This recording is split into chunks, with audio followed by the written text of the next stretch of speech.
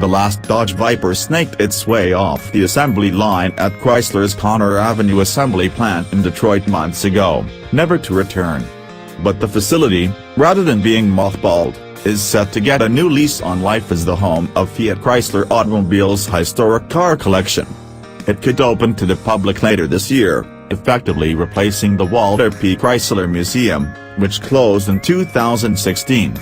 The Conner Avenue plant was the home of the Viper starting in 1995, after production moved from Chrysler's new Mack assembly facility.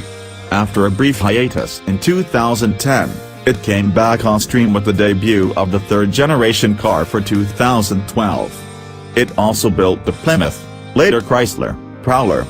The building dates to 1966 and originally turned out champion spark plugs. It's said that when the plumbing needs to be cleared out after heavy rains, the process often turns up vintage spark plugs.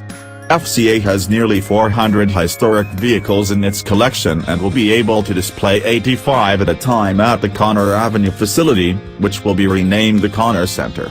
The transition process has turned up a wealth of Viper memorabilia, including posters, photographs, and signed Viper hoods. Much of the bounty is being auctioned off for charity. Check out the online auction here. Get your piece of Viper history while you still can.